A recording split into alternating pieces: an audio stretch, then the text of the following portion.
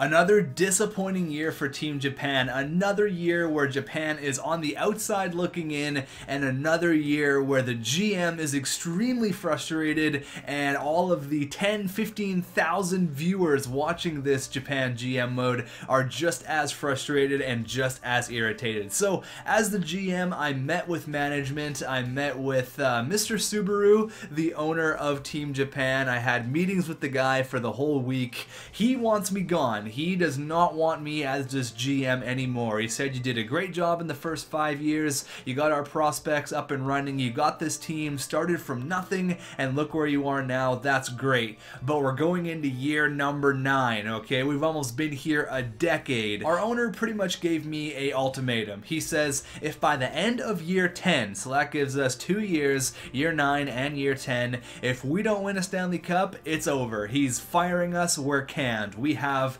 2 years to win a Stanley Cup. Now, I think I can do that, you know? Obviously, I've been super frustrated. Obviously, I've been so frustrated with this because we put a team out on the ice and we put a team together that looks like it should compete for a Stanley Cup, and we have great years, 50-win years, you know, players are putting up points, we stack our team. What else can I do to bring a Stanley Cup here? I have some ideas on what we're going to do during the offseason, but another big piece to my owner saying I could stay for another 2 years is Jaden Marco. He says this guy is going to be the next one. You know, there's the Crosbys, there's the Gretzkys, there's those generational talents, and Jaden Marco is one of those players. So we're gonna hope that he gets good. I mean, we don't even have to hope. I know this kid is gonna be fucking unbelievable. He's 84 overall right now. He is going to be insane for us. So that's another reason why my owner wanted us to stay around for another 2 years. He wants to see this kid grow. He wants to see what I can do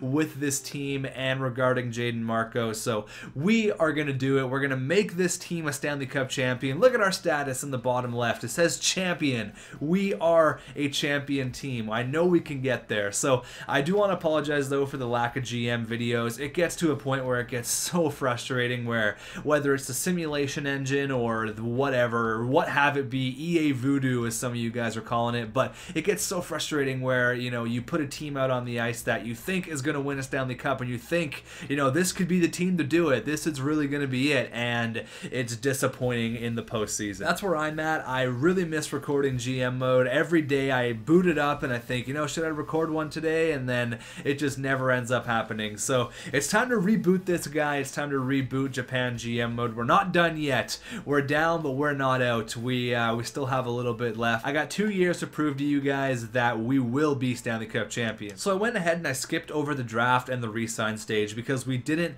have anything to do during the draft since last year. We went all in, all right? We put all our chips on the table. We went all in. We traded away a bunch of our picks. We got like Nick Leddy, a bunch of players to help us out for the postseason run, and look how that turned out. So there was really nothing to see during the draft. There was nothing happening. I think I'm gonna go somewhat with our roster. You can see here, obviously we have Jaden Marco now, so that is a big piece. That kind of throws a wrench into our forward core, but I think I'm gonna go Marco in the middle, McKinnon on the wing with Line on the other wing. So we're gonna go Marco, McKinnon, Line, and we're gonna go Pierlini X. I'm not sure who it's gonna be. There could be a trade here where we get a legitimate second line centerman. You may say goodbye to Strome. You may say goodbye to Cizikas. I kind of want someone to play under Marco and McKinnon, and Esposito, man, I don't know if he's got what it takes. I really don't. 1 year left at $4 million. I don't really have time to see if he has what it takes or not. Obviously, this guy is an assist master, okay? We know that. So if I put him with Pierlini, so I go something like Pierlini, Esposito, and Gunnarsson, I'm putting him between 2 pure snipers. I did that last year and nothing happened either, so I'm a little bit wary of that. We also got Marty McIntyre, who I can play as well on the second line, so I will look at some options. I'm not quite sure or sold on what I'm going to do yet. Dylan Strome is kind of a player that had a great postseason last year. He had 10 points in 13 games. He led our team there, and I mean he had 47 points in the regular season. So again, I don't see why we should change him from our third line center. Have Strome, Sanford, and McInnes, and on the fourth line have Cizikas, defense, and we kind of need to find some more fourth liners like Ryder and maybe Philip Zadina. Or no, we got Braden Lemieux here, so probably Braden Lemieux, Casey Cizikas, and Philip Zadina, I think would be the option there. And then defensively, we got OEL, Liljegren, Leddy, D'Angelo, Brady Shea, and Kurvinen. So I don't think I'm gonna make any crazy roster changes, and you guys are probably thinking, whoa, what the hell, man? You know, you rebooted this GM mode and you're not gonna make any changes. Why?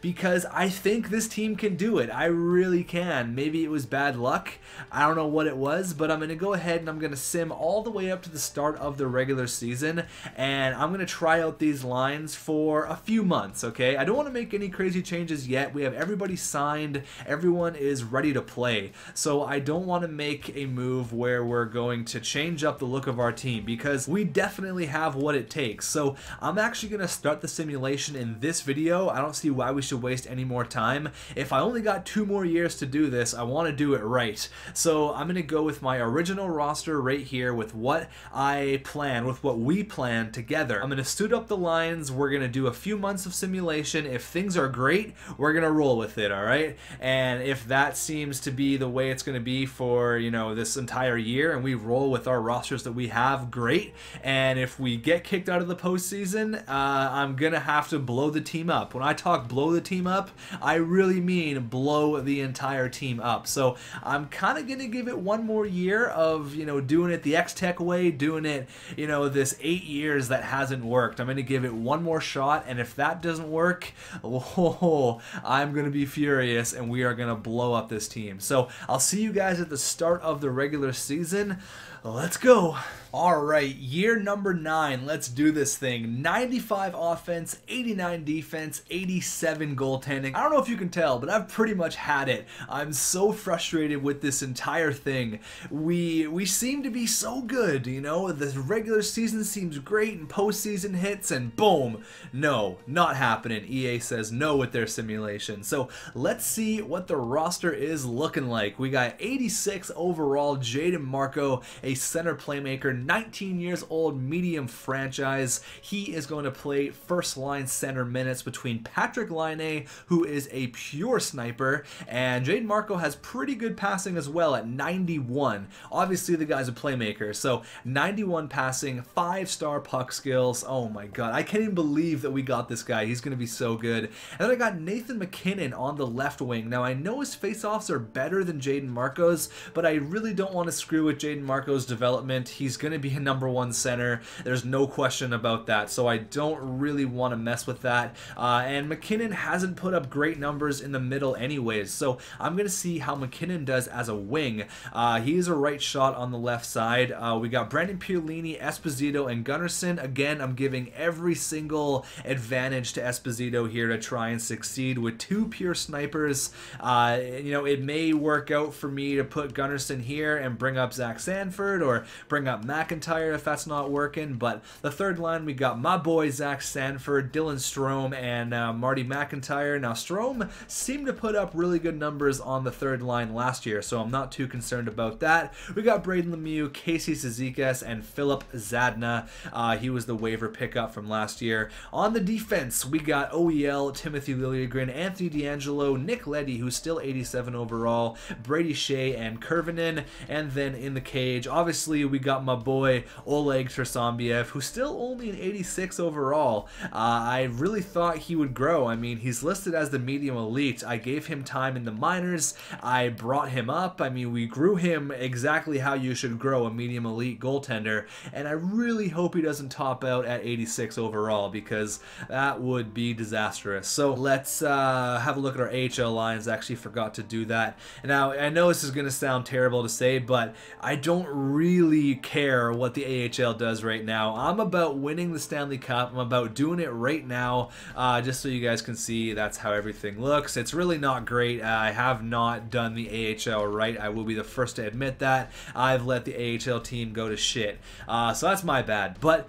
you know what? If we're going to be here for a long time, I can worry about the AHL next year or the year after that. If we're going to win a Stanley Cup, I want to continue this thing. I don't want to quit right after I win a Stanley Cup. I want to bring some life back into this thing. So let's go here. Let's get the preseason underway and then we will get the regular season all but done. We actually open up the season against the Pittsburgh Penguins with no Crosby, no Malkin, no Letang, no Fleury. This is a completely new look Pittsburgh Penguins because we're 9 years in and all those players are gone now. All those players are now sitting on a beach. They are enjoying their retired life, where we're still struggling for a Stanley Cup here in Japan. We're 3-0 in the preseason, and of course, as I say that, we lose our next 2 games, hopefully not our next 3 against Vancouver, and of course, I say one positive thing, and we lose 3 straight. Maybe this whole thing is my fault. Let's go here, guys. Let's start off game number 1 right against the Pittsburgh Penguins. We got Jaden Marco, the future of the NHL, the future franchise #1 star. This guy has the potential to be the next Sidney Crosby, so it's only right we open it up against Pittsburgh Penguins here. Let's go. First period, 0-0. All right, period number 2. Okay, 1-1. Dylan Strome and Kane. I don't know who that guy is. I don't know who any of these players are in this new age NHL. Power play? Come on, boys. Power play. There you go. Nathan McKinnon gets a big goal on the power play against Gustafsson. Makes it a 2-1 game. Oh, come on. Don't give him a power play right back. Big kill. Big kill. Our PK was like #1 last year, so no surprise. We're killing off penalties like it's going out of style, and we get a 2-1 victory right off the bat.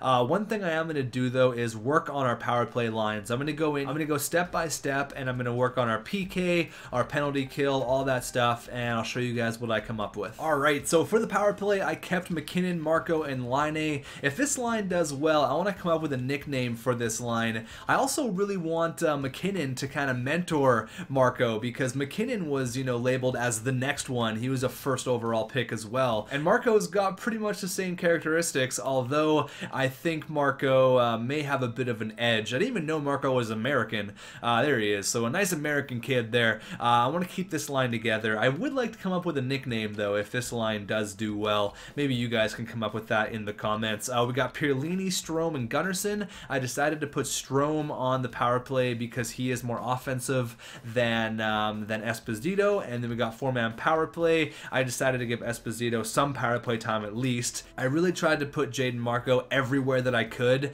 within reason. Obviously, I think it's a little bit of a stretch for him to start killing penalties, but you know what? His defensive awareness is 83. It seems to be okay. His stick checking is 87. Shot blocking is 82. So, you know what? I think he can hang on his own. I think he can do it. Obviously, Zach Sanford, one of the better penalty killers that we have. 3-man PK, didn't touch that much. We got extras going over here, just like our shootout lines, our 4-on-4, all that stuff. I just tried to put Marco in as many situations as I possibly could, because I really want to see this kid excel, and I feel like the more ice that we give him, he's 86 overall now, he's ready for it. Why not give him a ton of ice while we can? So let's go here, let's get a month of simulation done, and depending on how we're doing, we will do another month after that, and I think that's where I'm going to cap off the video. So we start off the year 2-0, that's not bad, up against the New Jersey Devils, 5-3 loss. Every time I say we're doing well, of course we lose. Up against the Flyers, big 5-2 victory. Another thing though, if Vancouver wins a cup before us,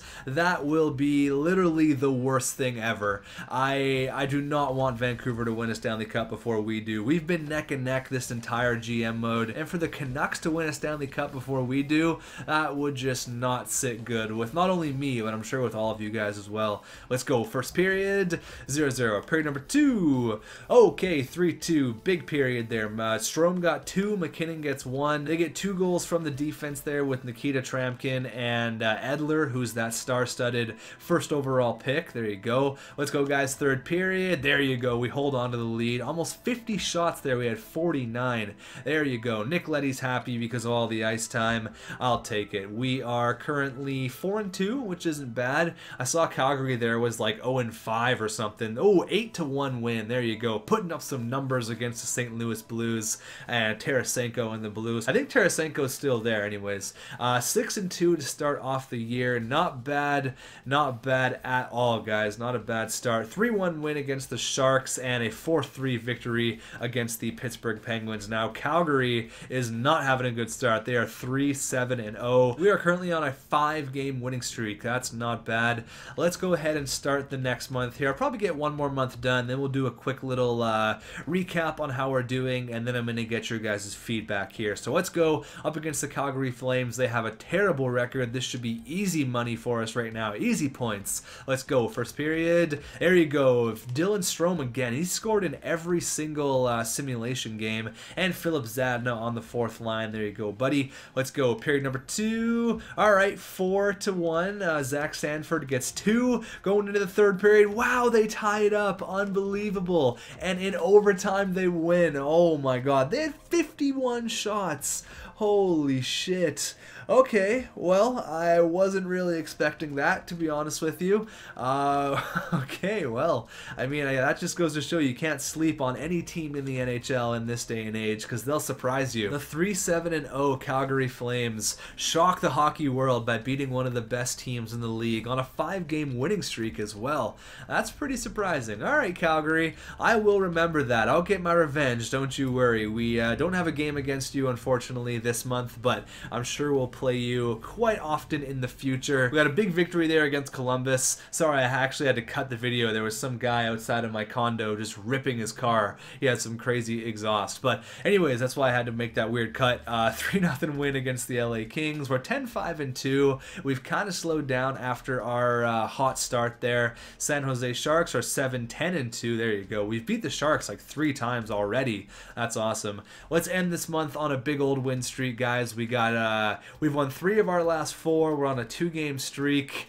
up against McKinnon's old team. Can we beat them? Can we beat McKinnon's old squad? No. They say no. The Canucks aren't doing that well either. They were like 8-13, so that's a nice 3-0 shutout win. I'll take it. 4-2 loss. It's alright though. 13-7-2. It's not a super great record, but it's not bad either. Let's make it 15-7-2 before we have to end off this month. I'd really like to get another victory under our belt. Go out with a nice 2-game winning streak before we end off the video. Up against the LA Kings, let's go. First period, 1-0, Tanner Pearson. Period number 2. Okay, we tie it up. There you go. OEL, third period. There you go. Philip Zadna, Casey Cizikas, and Anthony D'Angelo. They get a 4-1 victory. There you go. All right, so 15-7-2 was it? Yeah, 15-7-2.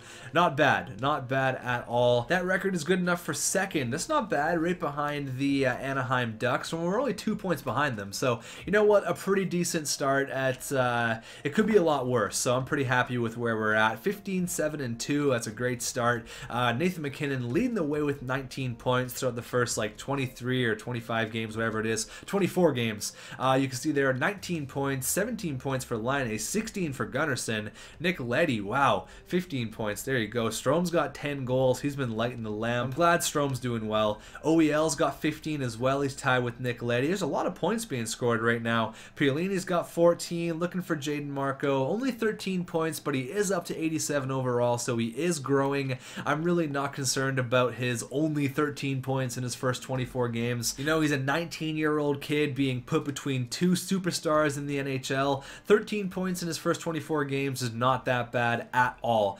Where is Esposito? That's what I'm trying to wonder. Where is he? You see what I'm saying? I don't know what to do with this guy. What do I do? What are my options here with Esposito? He's got 6 points in 24 games, put between 2 premier NHL snipers in Gunnarsson and Pierlini. What can I do with this guy? I don't know. I think he's a career third liner, but you guys seem to think differently. You guys seem to think he's some god, and you know what? He was a great draft pick, 6 overall, but I think he's going to be just a really good third liner, so I may bring him down to the third line right now. Goalies looking like this. Oleg Trasambiev is 11-6, and Stolars is 4-1, so that's pretty decent as well. Let's have a look at the rest of the entire NHL, and then we will make some small line changes, and then we'll see where we are. So Nedeljkovic is 15-4. Malcolm Subban is 13-3. Some crazy goaltending records going on there. Rookie skaters, who's putting up numbers as a rookie? Let's see who's out there. We got Walter Boos, who is 83 overall. Boos, that's quite a name. I think you have to say it like that too. Boos.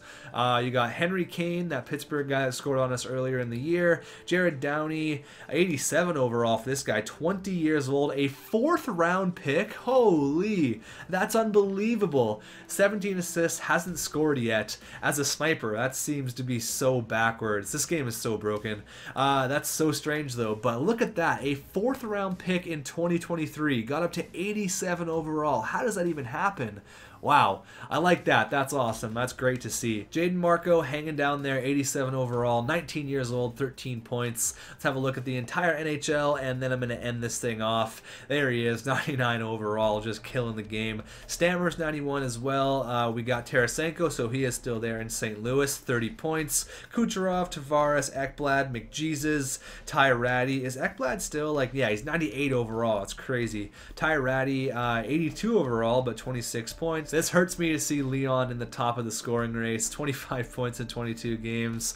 There's everyone else. So thank you for watching. I'm going to quickly go ahead and throw Esposito on the 3rd line because honestly, I feel like that's where he belongs. I feel really that he's going to be a career 3rd liner, and that's not a bad thing. It's really not. It's a good thing, if anything. I think that's just kind of where we are. So I'm going to go ahead and throw Strome there. I'm going to throw Esposito on the 3rd line, and we got McIntyre and Gunnarsson. Everyone seems to be doing pretty good. The points are up there. We're in a decent position right now. I'm happy with where we're at right now. I'm a little bit concerned about Esposito, but you know what? Like I said, he's a 3rd liner in my eyes. I want to get your guys' opinion on it. So I'm happy with where we're at right now. I'm happy we're getting back into the franchise mode. Thank you for watching, and I will see you very soon with the next video.